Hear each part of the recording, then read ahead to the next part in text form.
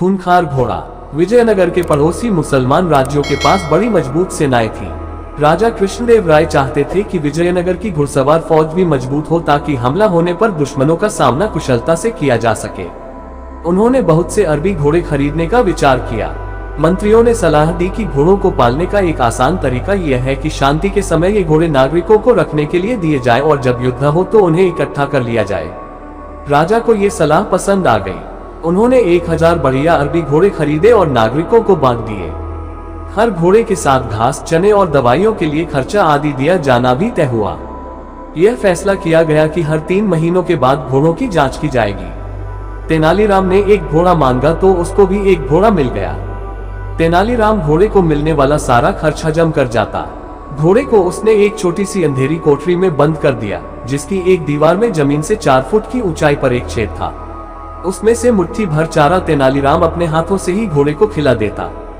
भूखा घोड़ा उसके हाथ में मुंह मारकर पल भर में चारा चट कर जाता।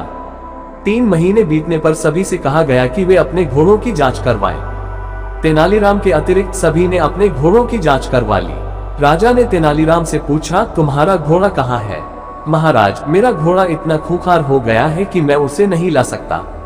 आप घोड़ों के प्रबंधक को मेरे साथ भेज दीजिए, वही इस घोड़े को ला सकते हैं। तेनालीराम ने कहा। घोड़ों का प्रबंधक, जिसकी दाढ़ी भूसे के रंग की थी, तेनालीराम के साथ चल पड़ा। कोठरी के पास पहुंचकर तेनालीराम बोला, प्रबंधक, आप स्वयं देख लीजिए कि यह घोड़ा कितना खूंखार है, इसीलिए मैंने इसे कोठरी में बंद कर रखा है। काहे कहीं कि तुम क्या जानो घोड़े कैसे काबू में किए जाते हैं, ये तो हम सैनिकों का काम है।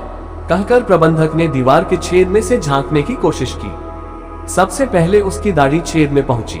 इधर भूखे घोड़े ने समझा कि उसका चारा आ गया और उसने झपटकर दाढ़ी मुंह में ले ली। प्रबंधक का बुरा हाल था। वह दाढ़ी बाहर खींच रहा था, लेकिन घोड़ा था कि छोड़ता ही न था। प्रबंधक दर्द के मारे जोर से चिल्लाया। बात राजा तक जा पहुंची। वह अपने कर्मचारियों के साथ दौड़े दौड़े वहां पहुंचे। तब एक कर्मचारी ने कैंची से प्रबंधक की दाढ़ी काटकर जान छुड़ाई। जब सबने कोठरी में जाकर घोड़े को देखा तो उनके आश्चर्य का ठिकाना न रहा। वह तो हड्डियों का केवल ढांचा भर रह गया था।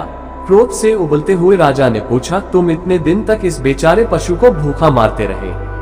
महाराज, भूखा रहकर इसका ये हाल है कि इसने प्रबंधक की कीमती दाढ़ी नोच ली। उन्हें इस घोड़े के चंगुल से छुड़ाने के लिए स्वयं महाराज को यहाँ आना पड़ा।